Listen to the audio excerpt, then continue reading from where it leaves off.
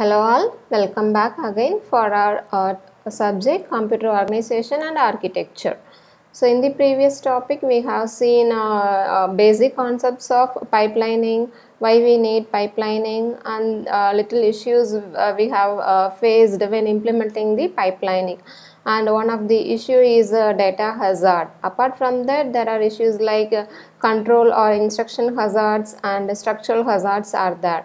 So in today's topic we are going to see about data hazards in pipelining. Okay, so data hazard, when it will occur, when the pipeline stage doesn't get the operand on time. Okay, so due to some reasons, so those reasons we are going to see it in today's topic. Okay, so pipeline is stalled because the data to be operated on a particular pipeline stage are delayed due to some reasons. Okay, so those reasons we are going to see and how to handle those things. Okay, so that's our objective of our topic today.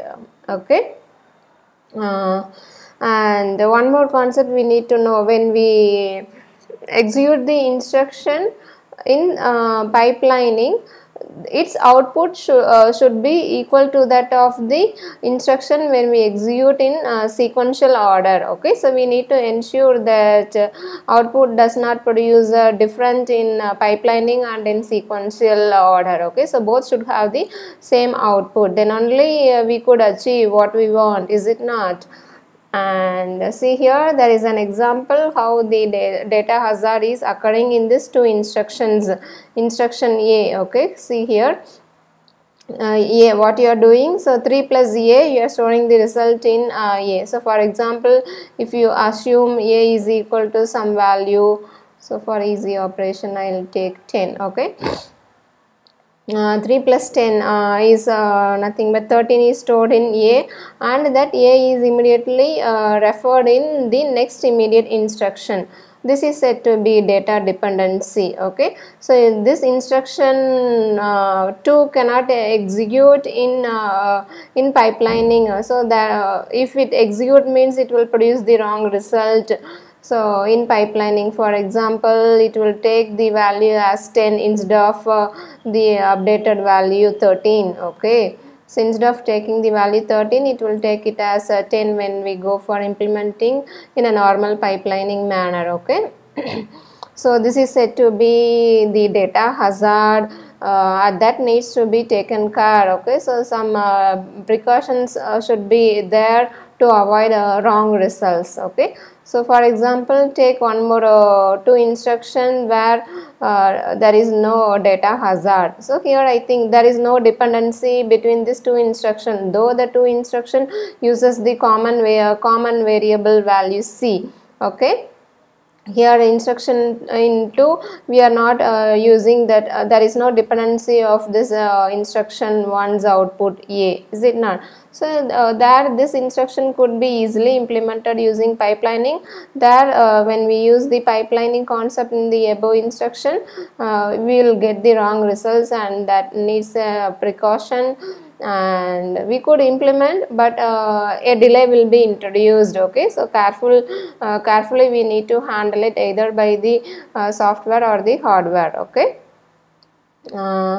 so when two operations depend on each other, they must be executed sequentially in order to produce the right output. This one they are saying it. Okay, so when the two operations are depending on each other, it is recommended to have sequential operations, or we could go for pipelining also, but with little delay will be introduced, because this instruction 1 has to complete its operation, is it not? That output, it will depend on this second instruction. Okay, so the next slide will make you clear with this example: multiplication of R2 and R3 storing the result in R4, and that R4 is depending on the next instruction. Okay, the result of this multiplication is given as one of the operand for the addition operation. Okay, so here you just omit this A that is unnecessarily displayed here. add R5 comma R4 comma R6, meaning that R5 and R4 value is added and the result is stored in R6. Okay, now let's see what will happen when we go for executing both the instructions using pipelining. There comes the concept called as data dependency. So what's that data dependency? Yes, so instruction 2 is dependent on instruction 1's output. Okay, so what's the logic behind the instruction 2 has to wait for the completion of instruction 1 to get the correct result.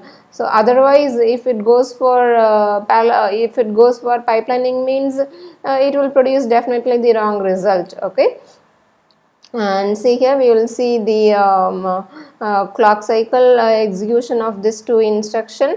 At clock cycle 1, instruction 1 multiplication is fetched, and in clock cycle 2 instruction 1 is decoded. While decoding, the second instruction is fetched. Okay, and the first instruction is executed at clock cycle 3, and simultaneously this instruction, add instruction, is fetched. Okay, and here comes the concept of data dependency. So here while decoding, so this decoding is done by means of a hardware, is it not? Decoder, by means of a decoder the decoding is done. So decoding is used to identify what that instruction and what are all the operands that instruction is taking it, is it not?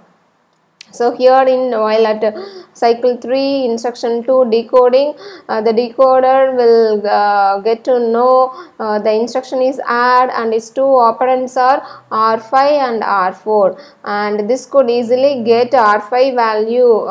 Okay, because it is not depending on any other instruction, and R4, while fetching the value for R4, the hardware will get to know that R4 is used in the instruction 1. Okay, it is currently used in instruction 1 and it has to wait. Okay, so here comes this stall. Okay, this execution is stopped. Why it is stopped? Because it is waiting for the output of the first instruction, and here at cycle 3 instruction is executed. The result is that result has to be fetched. Okay, so how it will be fetched? So it needs to store the value, is it not? The output has to be written somewhere else in the register or in the memory. Assume if that write operation is storing that result in here register R4. Okay, so we need to store the value in R4. So after this storage is done, then it will go for again decoding. It's decoding in the sense, so here the second instruction will go for fetching this R4 value, then it continues its operation. So here logically two stalls are happen, two cycles are delayed because of data dependency. Okay, and let's see what's why the delay in I3. Instruction 3 goes for normal pipeline fetching at cycle F3, and can anyone say why decoding is not happening for instruction 3 at clock cycle 4? Any answer?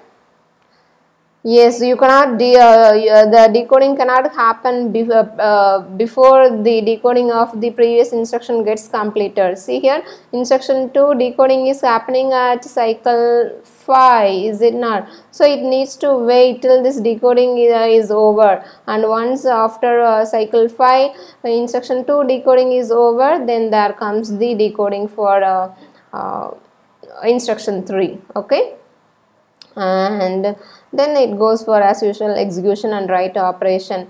And let's see what's happening while at cycle 4. Why instruction 4 is not fetched at cycle 4? Why it is going for cycle number 6? Can anyone answer? Yes. So here what's happening at cycle at instruction 3. So instruction is fetched, and fetched instruction is stored in the intermediate buffer B1, is it not? And this buffer is not processed while at cycle number 4 or 5, is it not? So if you fetch the instruction 4 at cycle number 4 means, so it will, that fetch will produce the it will store the fetched instruction in B1, but B1 is not yet processed, is it not? That needs to be processed before storing the instruction 4's fetch instruction to B1, is it not? So that's what the fetch instruction for instruction 4 is happening at cycle 6. At cycle 6, B1 will be left free, because this B1 value is given to the decode unit, okay, and the decode operation is handled, and its output is given to B2, and B2 register, intermediate register, and that value is fetched by the execution unit, and likewise it goes on, okay. And hope you all following with me, and it's understandable for you why fetch cycle for instruction 4 happens at fetch operation for instruction 4 happens at cycle number 6, okay. And so this is about data dependency. So due to that data dependency, here two clock cycles are delayed, or two stalls are happened, okay.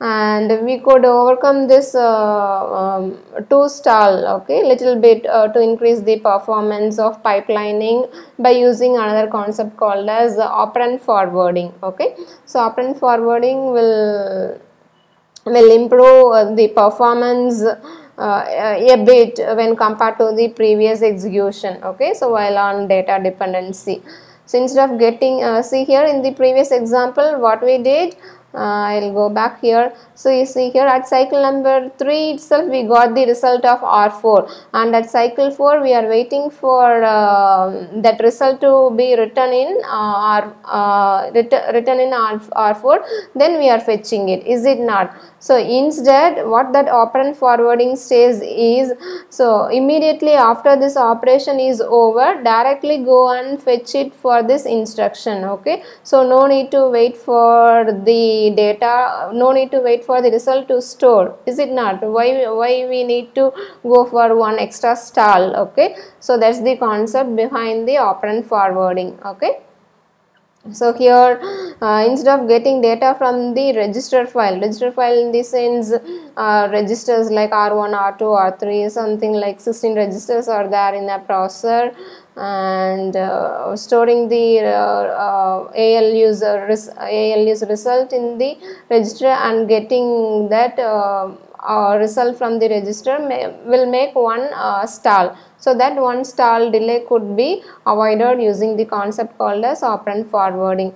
See here the second instruction can get data directly from the ALU instead of storing it in the register, okay. So we need to make some little arrangement in the hardware circuitry so that this will happen, okay. So here is the circuitry arrangement for operand forwarding in pipeline processing. It's quite simple, okay. So from this diagram you could clearly say this is a multi-bus organization. So destination bus 1 is used, and here is the source bus 1 and 2, okay. This is number 2 and this is number 1.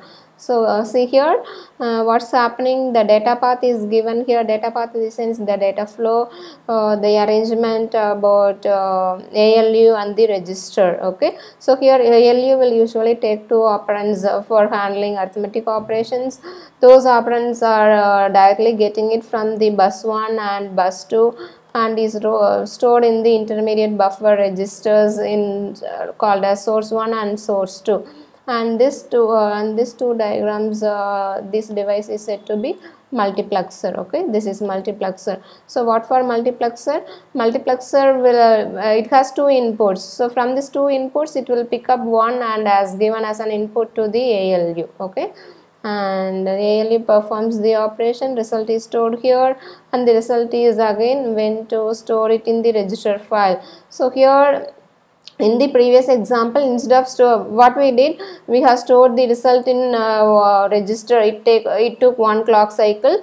Then from here we have given as an input to the next operation, is it not? So it takes one more extra clock cycle. Instead, what's the logic behind operand forwarding is, so after the ALU operation is over, so using the destination bus, directly go and assign the value to the ALU using this architecture. Okay, so from the destination bus, so we are storing the result in the register file, and parallelly we are getting that we are forwarding the result again to the next instruction. Okay, so via multiplexer, and it will generate the respective control signals to pick up this value. Okay, and it's hardware organization is given here. So these are quite simple. So from the intermediate, these are the interstage buffers. Okay, interstage buffers in this example are the register source 1, source 2, and result. Okay, so here after the execution is over, so because in the previous example instruction 2 depends on the output of instruction 1. So in operand forwarding, instead of storing the result to the right and then getting it to the ALU, so we will be straight away getting it. This blue line indicates operand forwarding. Okay, so before storing the result, of course the result is stored, and parallelly the result is fetched to the ALU. Okay, so that the performance is improved by reducing the stalls in the pipeline. Okay, it's quite simple and easy. And so far we have seen about data hazards are handled by means of hardware arrangements, is it not?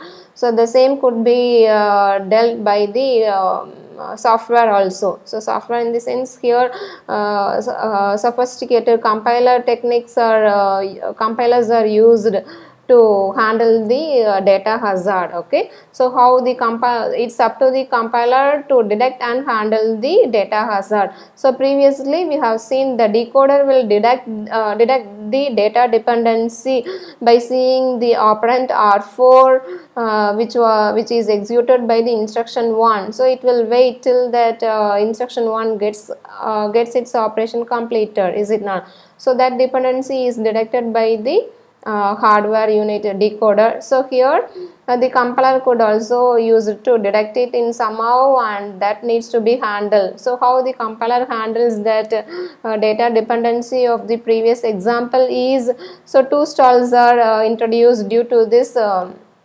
instruction multiplication, is it not? So what the compiler will do is, it's up to the compiler to identify this instruction will provide 2 stalls, because its output is dependent over here for the next instructions. So we need an sophisticated compilers to do these things, and it needs to insert 2 no operations. So this will have 2 stalls. Okay, so two operations, no operations are introduced in between the instruction 1 and 2 to handle the data dependency. Okay, and one more advantage here is, so since 2 stalls are there, the compiler must be highly sophisticated, so that these 2 stalls could be utilized by some other instruction execution. If the compiler is very smart, so that it won't waste this two clock cycles. Instead it will rearrange the instructions in because we are not executing this 2 instruction alone, is it not? A lot of things are happening, and the compiler will reorder the instructions so that these 2 stalls could be utilized in somehow. And that is all. Of course, so to execute this one implementation, it's not necessary to have this two no operations, because the processor is designed to have different hardware implementation that has a number of features.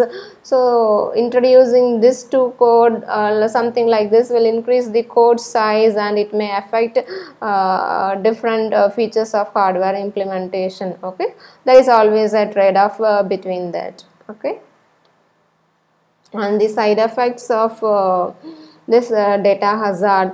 So far we have seen the data dependency are explicitly visible. Okay, instruction 1 one's output R4 is dependent is given as an input to the instruction 2 R4 register, is it not? So it's quite easy to detect there is a data dependency. For some of the instructions may go undetected. For example, push and pop operations, what it will do, I think you will be knowing the push and pop operations, you might have come across in data structures.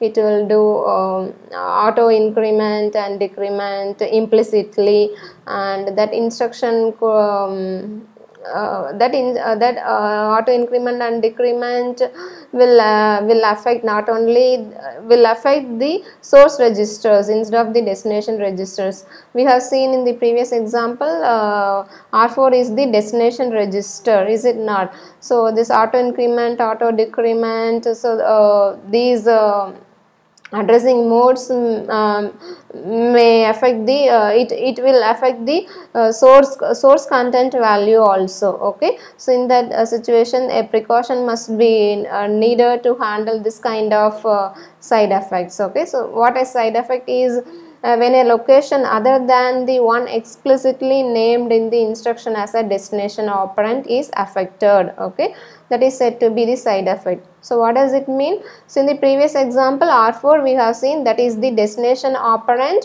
So those that operand has given as an input to the next instruction, is it not? So what that side effect means is, apart from the destination operand, if the source operand value is changed, means that is said to be the side effect. Okay, so other than the designated operand, if some other operands also changed due to something called auto increment and auto decrement, so those are said to be the side effects and need to be handled with high precautions. Okay, and one more example regarding the side effect is condition code flags add with carry.